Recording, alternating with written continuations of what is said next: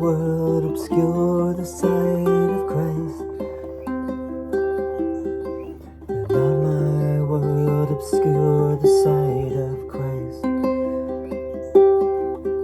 Let not my world obscure the sight of Christ. Let not my world obscure the sight of Christ. I can obscure my holy sight if I intrude my world upon it.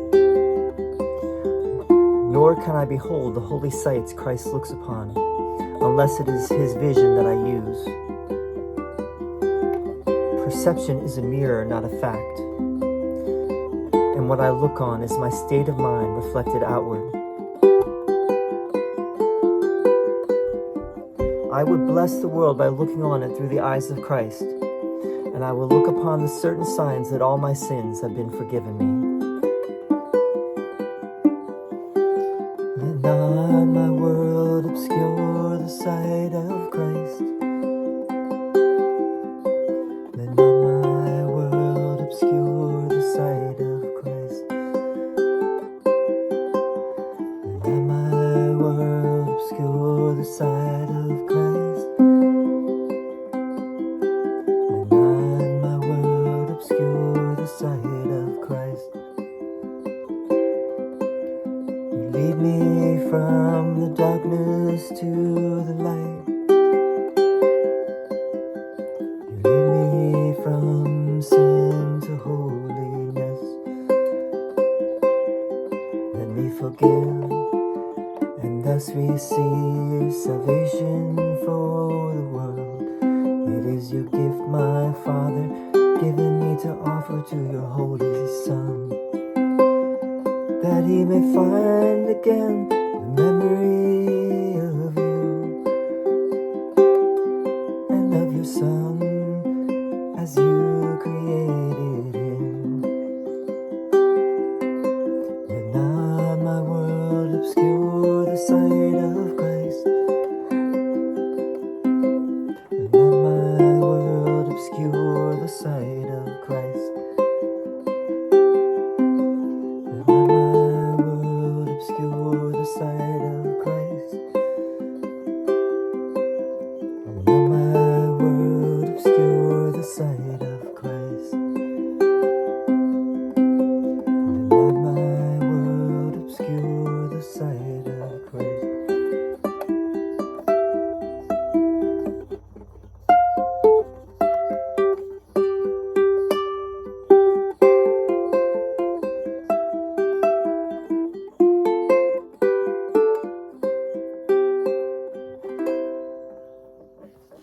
All right, lesson 304. Here we go. Let not my world obscure the sight of Christ. Paragraph 1. I can obscure my holy sight if I intrude my world upon it. Nor can I behold the holy sights Christ looks upon unless it is his vision that I use. Perception is a mirror, not a fact. And what I look on is my state of mind reflected outward. I would bless the world by looking on it through the eyes of Christ, and I will look upon the certain signs that all my sins have been forgiven me. Paragraph 2. You lead me from the darkness to the light, from sin to holiness. Let me forgive and thus receive salvation for the world.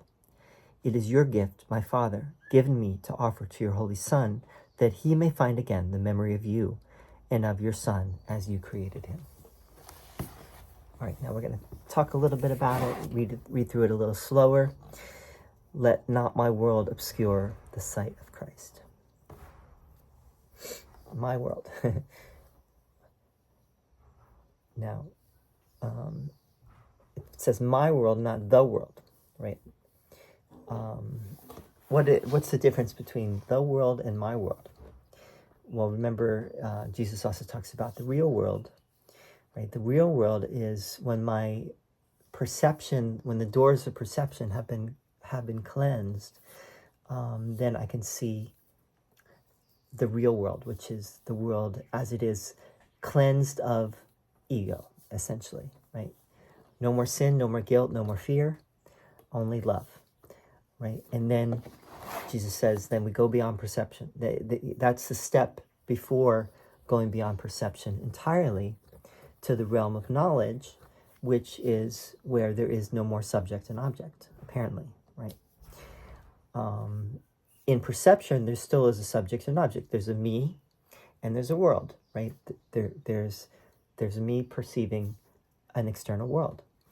But when you go beyond even the real world, then you get to be, then you realize that you are one with everything, with the totality, with the whole. I can obscure my holy sight if I intrude my world upon it, nor can I behold the holy sights Christ looks upon, unless it is his vision that I use. It's interesting, it says the holy sights, right? Still in duality. Right? It doesn't say the holy sight, it says the holy sights Christ looks upon, unless it is his vision that I use. Might be a little bit of a play on words too, right? That sight is what you see. You see your eyesight, right? And what do you see? You see the sights, right? There's maybe a little humor there even. Perception is a mirror, not a fact. I'm going to talk about this sentence. Been working on a book that it's going to be called the Jesus Mirror, and I'm kind of letting AI take the lead. We'll see how it goes. It's worth trying something different, but AI suggested the name for my book to be the Jesus Mirror, and right after I decided to use that name, I saw this lesson where it says perception is a mirror, not a fact. Right? Perception essentially shows you what your mind, where your mind is, right?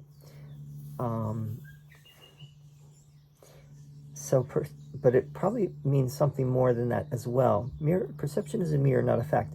And what I look on is my state of mind reflected outward.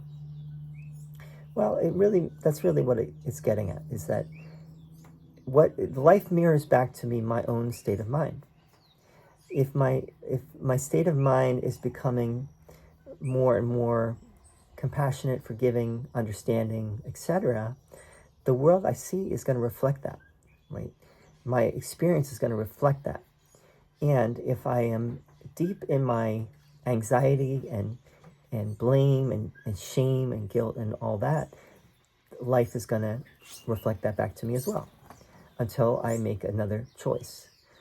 It's very simple, not the easiest thing to do, because our ego really we can really get into the ego and let the ego take over. And when it does, it's difficult a lot of times to extract ourselves from that, to go back to where we made the wrong decision, right? And correct that mistake. I would bless the world by looking on it through the eyes of Christ. I would bless the world by looking on it through the eyes of Christ. And I will look upon the certain signs that all my sins have been forgiven me. Again, a little maybe play on words with the signs and the sins. I will look upon the certain signs that all my sins have been forgiven me.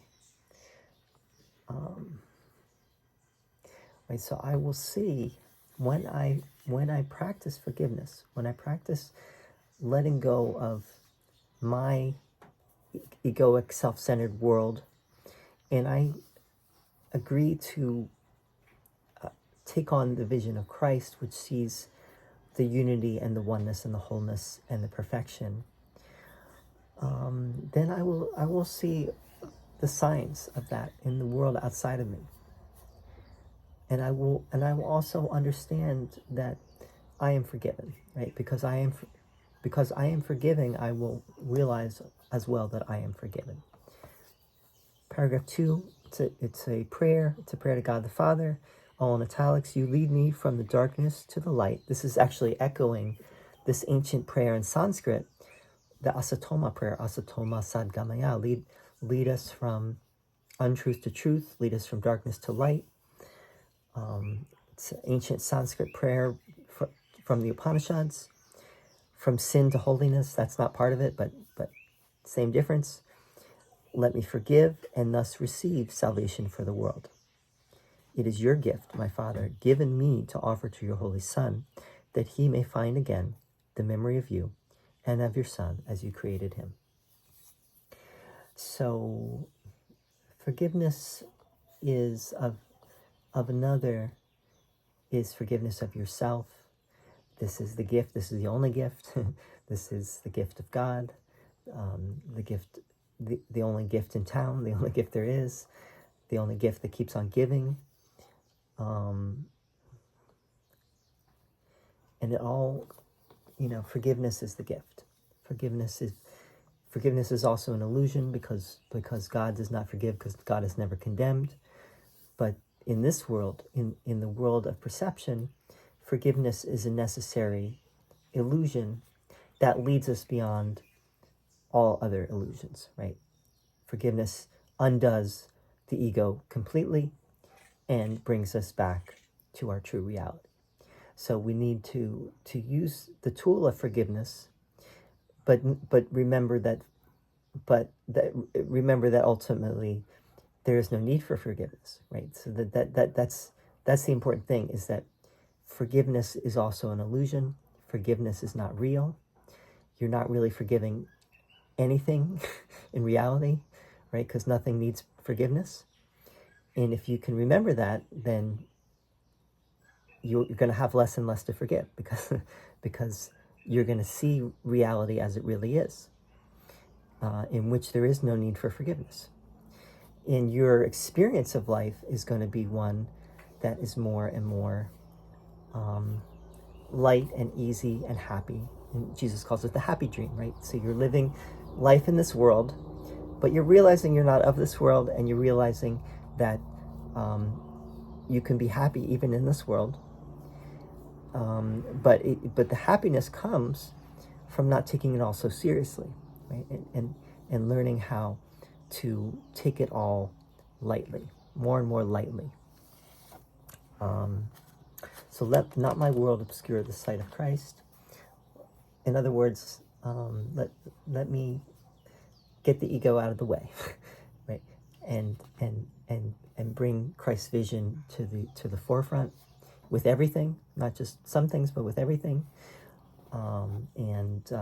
That will be a complete game changer and life-saving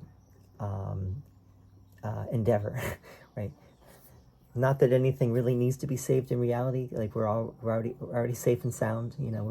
That's the atonement principle, is that we're all already home. We just have forgotten. We feel the need to be saved, right? We think the world needs to be saved. We think we need to be saved. But the way to get there is to remember that it's already saved, right? Nothing, there is no problem. It's all in our mind, right? It's all our projection. And life will mirror back to us whatever we're projecting outward. So, something like that. I don't know. Who knows? I do know, but I don't know, but I do.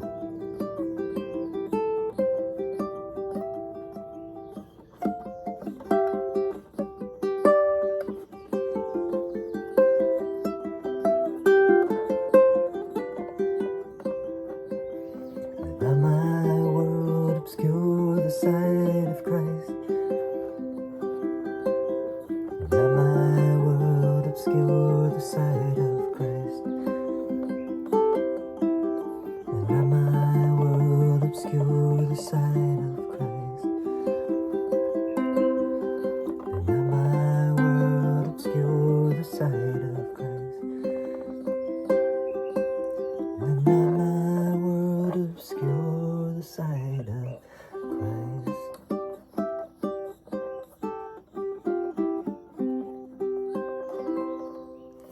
All right. Thank you. See you soon. Blessings.